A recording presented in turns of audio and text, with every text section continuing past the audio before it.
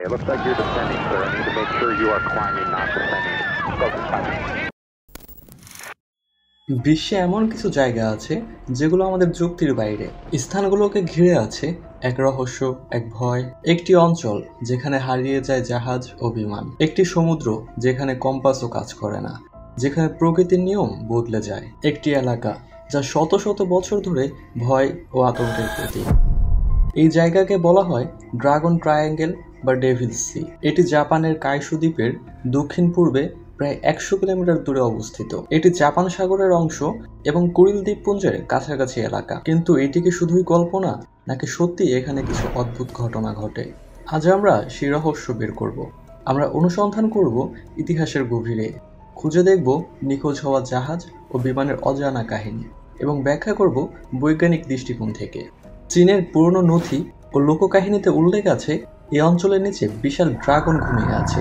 যখন কেউ এই এলাকায় প্রবেশ করে তখন সেই ড্রাগন জেগে ওঠে এবং প্রচণ্ড শক্তিশালী ঢেউ সৃষ্টি করে, যা জাহাজগুলোকে টেনে নেয় সমুদ্রের গভীরে। অনেকে বিশ্বাস করে সমুদ্রের নিচে থাকা রহস্যময় গর্ত বা ড্রাগন গুহা থেকেই এই দানবেরা বেরিয়ে আসে। 1300 থেকে 1400 খ্রিস্টাব্দে বহু চীনা নাবিক দাবি করেছিল যে তারা বিশাল ড্রাগনের ছায়া দেখেছে পানির নিচে।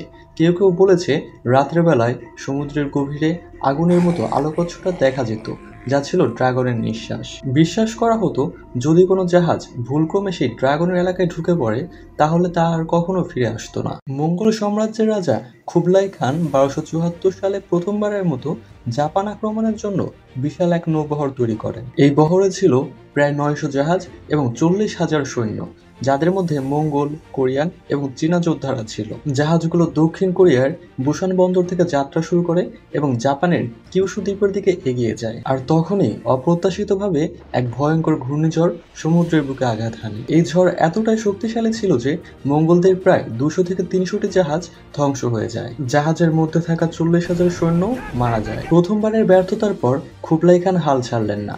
এবার তিনি তৈরি করলেন ইতিহাসের সবচেয়ে বড় নৌবহর। 1281 সালে খুবলাই খান আরো বিশাল এক বহর তৈরি করেন, যা ছিল ইতিহাসের সবচেয়ে বড় নৌবহরগুলোর মধ্যে একটি। এই বহরে ছিল 4500-এর বেশি জাহাজ এবং 1,40,000 সৈন্য, যা সেই সময়ের জন্য ছিল অকল্পনীয়। দুই দিক থেকে এই নৌবহর জাপানের দিকে অগ্রসর হতে থাকে। প্রথম বাহিনী ছিল 40,000 সৈন্য সহ কোরিয়া থেকে যাত্রা শুরু করা জাহাজগুলো, এবং দ্বিতীয় বাহিনী ছিল 1,00,000 সৈন্য সহ চীনের দক্ষিণাঞ্চল থেকে যাত্রা শুরু করা জাহাজ। কিন্তু আবারও এক ভয়ঙ্কর ঘূর্ণিঝড় দুমড়ে মুচড়ে ফেলে কুবলাই খানের জাহাজ। ঝড়ের কারণে পুরো মঙ্গল নৌবহর দিশেহারা হয়ে পড়ে। বিশাল বিশাল ঢেউ ও প্রবল বাতাসের ধাক্কায় শত শত জাহাজ উল্টে যায়। প্রায় 75% মঙ্গল বাহিনী সমুদ্র ডুবে যায়। 1950-এর দশকে একটি জাহাজের নাবিকরা গভীর সমুদ্রে এক অদ্ভুত দৃশ্য দেখতে পান।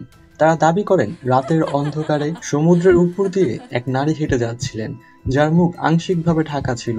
কেউ কেউ বলেন তিনি জাপানের প্রাচীন কিংবদন্তির কোনো আত্মা অথবা সমুদ্রের অভিশপ্ত রক্ষক। আবার কেউ বলেন তিনি হয়তো অতীতের কোনো নিখোঁজ নাবিকের আত্মা। কিছু গবেষক মনে করেন এই ধরনের দর্শন ফাতামগারনা নামক মরীচিকার কারণে হতে পারে, যেখানে আলো এবং বাতাসের প্রতিফলনের কারণে মানুষ ভুল কিছু দেখতে পায়। তবে যারা এই ঘটনাগুলো নিজের চোখে দেখেছেন তারা বলেন যে এটি নিছক মরীচিকা নয়, এটি এমন কিছু যা বিজ্ঞান আজও ব্যাখ্যা করতে পারেনি। 1950 সালের 31 অক্টোবর কাইও মারু পাস জাহাজটি কুরিল দ্বীপপুঞ্জের কাছে মাছ ধরার উদ্দেশ্যে যাত্রা শুরু করে। এটি ছিল একটি সাধারণ মাছ ধরার জাহাজ, যা প্রায় 35 জন ক্রু সদস্য নিয়ে যাত্রা করেছিল। কিন্তু যাত্রার পর কিছুদিনের মধ্যে এই জাহাজটি অদৃশ্য হয়ে যায় এবং এর সাথে যোগাযোগ বিচ্ছিন্ন হয়ে যায়। জাহাজের শেষ অবস্থান ছিল ড্রাগন ট্রায়াঙ্গেল এলাকায়, যেটি ওই অঞ্চলের মধ্যে এক রহস্যময় এবং বিপজ্জনক এলাকা হিসেবে পরিচিত। কাইও মারু নিখোঁজ হওয়ার পর জাপানি কর্তৃপক্ষ ব্যাপক অনুসন্ধান অভিযান পরিচালনা করেন, তবে কিছুদিনের মধ্যে কোনো সঠিক অবস্থান পাওয়া যায়নি এবং জাহাজটির কোনো ধ্বংসাবশেষ খুঁজে পাওয়া যায়নি। এরপর জাপানি কর্তৃপক্ষের মতে এটি ডেভিল সি বা ড্রাগন ট্রায়াঙ্গেলের অস্বাভাবিক পরিস্থিতি এবং রহস্যময় প্রাকৃতির কারণে হারিয়ে গিয়েছিল। 1950 থেকে 1954 সালের মধ্যে কমপক্ষে 5টি সামুদ্রিক জাহাজ কোনোরকম বিপদ সংকেত পাঠানোর সুযোগ না পেয়ে হঠাৎ করে নিখোঁজ হয়ে যায়। এই জাহাজগুলোর মধ্যে ছিল মাছ ধরার নৌকা, মালবাহী জাহাজ এবং গবেষণা জাহাজ। এই 5টি জাহাজ নিখোঁজ হওয়ার সময় আবহাওয়া মোটামুটি স্বাভাবিক ছিল। জাহাজগুলোর সঙ্গে থাকা রেডিও অপারেটররা কোনো বিপদ সংকেত পাঠাতে পারেনি। পরবর্তীতে কোনো জাহাজের ধ্বংসাবশেষও পাওয়া যায়নি, যা এই ঘটনাকে আরো রহস্যময় করে তুলেছে। 1980 সালের 12 জুলাই জাপানের F4 প্যান্থম যুদ্ধবিমানটি ডেভিল সি অঞ্চলের উপর উড্ডয়ন করেছিল। বিমানের পাইলট এবং তার সহকারী পাইলট সহ 2 জন আরোহী ছিলেন। উড্ডয়ন করার কিছু সময় পর বিমানটি অদ্ভুতভাবে রাডার থেকে অদৃশ্য হয়ে যায় এবং কোনো যোগাযোগও করা সম্ভব হয়নি। তাদের শেষ বার্তা ছিল আকাশে কিছু একটা ঘটছে, আকাশ খুলে যাচ্ছে। এরপর তাদের আর খোঁজ পাওয়া যায়নি। বিমানটির সাথে যোগাযোগ বিচ্ছিন্ন হয়ে যাওয়ার পর জাপানি কর্তৃপক্ষ তাৎক্ষণিকভাবে একটি উদ্ধার অভিযান শুরু করে, কিন্তু কোনো ধ্বংসাবশেষ বা বিমানটির খোঁজ পাওয়া যায়নি।